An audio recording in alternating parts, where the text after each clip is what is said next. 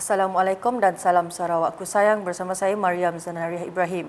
Berita dimulakan dengan Jabatan Kerja Raya JKR Sarawak di peringkat bahagian kini diberi kuasa untuk menguruskan pelaksanaan projek berkaitan di bahagian masing-masing. Timbalan Premier Sarawak Datuk Amar Douglas Ugambas memberitahu langkah tersebut merupakan hasil pengstrukturan jabatan itu dengan tujuan memberikan perkhidmatan lebih cekap secara tertumpu di setiap kawasan. Katanya penstrukturan itu dibuat dengan maklum balas daripada wakil-wakil rakyat di negeri ini. Before this, we have regional office and divisional office. Most of the big job was done by the regional office. And yang Muhammad ini semua marah dengan a lot of issues. Kalau ada problem dalam dosa, isu dalam putus explain to yang Muhammad Dr. Puan dan Dr. So yang Muhammad Premier kita decided then revive the authority of the divisional ini the office kita in all the division, give them power, let them manage all the JPR project in all the division, and then it's the way we hope to be able to provide better services because we are the front line. Beliau berkata demikian ketika berucap mewakili Premier Sarawak, Datuk Patinggi Tan Sri Dr. Abang Abdul Rahman Zohari Tun Datuk Bongopeng dalam program Chinese New Year Grand Dinner Banquet 2023 di Miri pada Sabtu. Sementara itu, beliau yang juga Menteri Infrastruktur dan Pembangunan Pelabuhan Sarawak menambah, JKR Sarawak akan mencadangkan dalam kajian separuh penggal MTR tahun ini agar beberapa jalan di kawasan Miri dinaik taraf. Jelasnya, ia termasuk Jalan Pujut Bypass Link ke Pen Borneo, ke Pujut Corner Road, Jalan Padang Kerbau ke Miri Junction Traffic Light serta Jalan Cahaya ke Jalan Airport. Laporan seterusnya, sambutan Cap Gourmet kembali memeriahkan Pekan Warisan Seniawan di Bau setelah sekian lama tidak disambut akibat pandemik COVID-19. Dimeriahkan dengan kehadiran Timbalan Premier Sarawak Datuk Seri Profesor Dr. Sim Kui Hian pada Ahad, sambutan penuh tradisi itu turut disertai rakyat tempatan berbangsa Cina. Dalam pada itu, perayaan tersebut diisi dengan pelbagai program istimewa termasuk perarakan jalanan tradisional Ah Nyong yang merangkumi tarian singa, tarian naga dan lain-lain. Datuk Seri Profesor Dr. Sim turut menyertai upacara membakar colok sebagai lambang berdoa.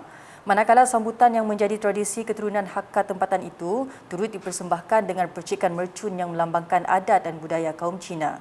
Hadir sama Ahli Dewan Undangan Negeri Adun Serembu Miro Simuh. Berita selanjutnya, projek sistem bekalan air Tanjung Manis Fasa 1 dijangka akan mula beroperasi pada suku ketiga tahun ini.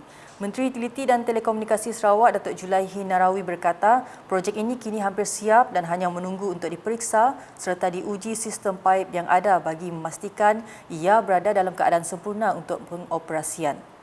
Menurut beliau, dengan siapnya projek bekalan air ini nanti, kawasan Tanjung Manis, Belawai dan Pulau Bruit akan menerima bekalan air dari dua sumber termasuk dari loji rawatan air Bayong di Sarike.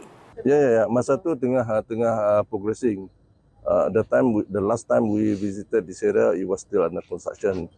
So now it is more or less ready. Jadi the whole system will be operational apabila kerja-kerja menyemak dan checking all the pipes di Tanjung Manis ini siap nanti.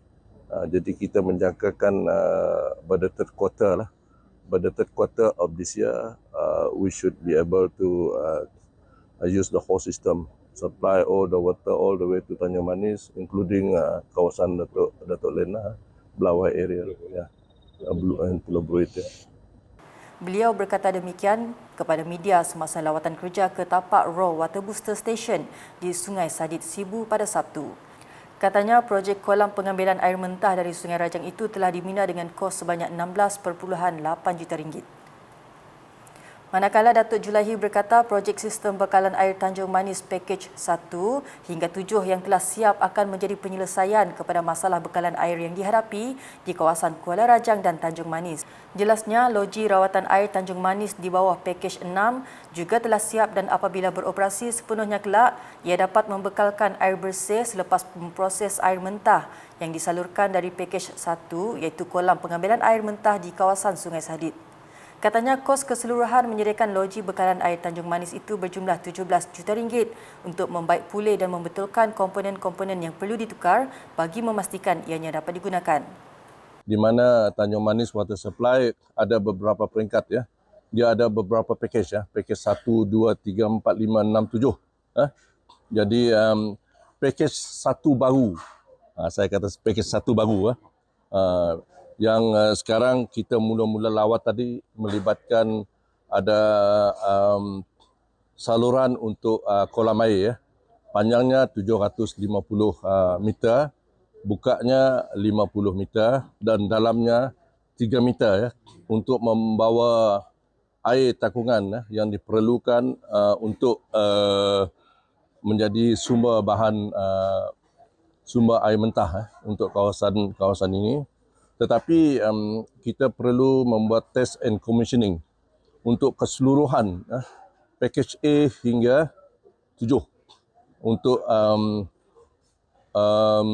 membaik pulih sedikit sebanyak ya saluran pipe dan sebagainya. Beliau berkata demikian kepada media semasa lawatan kerja ke loji rawatan air Tanjung Manis pada Sabtu. Sementara itu, Timbalan Menteri Perancangan Bandar, Pentadbiran Tanah dan Alam Sekitar Sarawak, Datuk Lin Talif Saleh menyeru penduduk di kawasan Tanjung Manis atau Kuala Rajang untuk menyalurkan masalah bekalan air menggunakan saluran yang tepat. Katanya Kementerian Utiliti dan Telekomunikasi Sarawak serta Jabatan Bekalan Air Luar Bandar JBAB Sarawak mempunyai perancangan jangka panjang untuk menyediakan bekalan air yang lebih terancang di kawasan itu. Saya memohon semua warga di Tanjung Manis ini ataupun di Kuala Rajang supaya sekiranya ada masalah yang terdapat, bolehlah digunakanlah saluran yang tepat. Kerana saya tahu, saya sendiri yang pergi ke kawasan ini setiap minggu. Dan saya hanya baru menerima laporan yang kita mempunyai masalah air dalam bulan yang lepas. Jadi oleh sebab itulah saya memohon dengan Yang Berhormat Datuk Julahi untuk datang. Supaya kita dapat dan mendengar secara khusus dan secara tepat mengenai perancangan jangka pendek dan juga perancangan jangka panjang mengenai dengan penyelesaian bekalan air di kawasan ini. Dan alhamdulillah kita telah diberi talimat oleh JBAB juga Kementerian Utiliti dan Komunikasi mengenai perancangan jangka panjang. Jadi setelah kita mendengar ini memang kita boleh kongsikanlah bersama dengan penduduk-penduduk di kawasan ini. Manakala Pengarah JBAB Sarawak Insinyur Chang Kwet Sian berkata, kerajaan Sarawak komited untuk menambah baik infrastruktur dan sistem bekalan air di kawasan Kuala Rajang termasuk kawasan Sekumang, Tanjung Manis, Belawai, Jerijeh, Rejang, Serding dan Pulau Bruit. Katanya ia dizahirkan menerusi pelaksanaan projek Package 1 Proposed Pipeline from Baji to Sekumang including submarine pipelines and associated works yang bernilai sekitar 50.3 juta ringgit. Katanya projek berimpak besar ini telah dirancang dengan teliti oleh pihaknya bagi menampung permintaan bekalan air yang semakin meningkat di kawasan Kuala Rajang. Tambah beliau, projek yang sedang dalam peringkat pembinaan ini dijangka mula beroperasi menjelang Mac 2023. Di Tebedu pula, Jawatankuasa Kemajuan dan Keselamatan Kampung JKKK harus mempunyai beberapa biro seperti Biro Pendidikan, Biro Pembangunan dan lain-lain. Adun Tebedu Dr. Simon Sinang Bada berkata, JKKK bertanggungjawab dalam memajukan sesebuah kampung menerusi biro-biro berkenaan yang akan menggerakkan program dan aktiviti.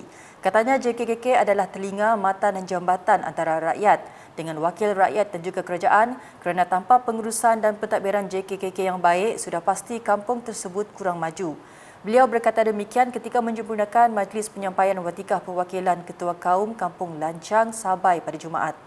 Mengulas mengenai penubuhan Greater Kuching Coordinated Development Agency GKCDA, Dr. Simon berharap ia dapat mengangkat penduduk bidayuh di kawasan Tebedu. Sekian edisi malam bersama saya Mariam Zanaria. Berita lebih lanjut boleh didapati di semua platform media sosial UKAS termasuk portal ukas.sarawak.gov.my dan UKAS channel di YouTube. #Menyebar Fakta, salam UKAS.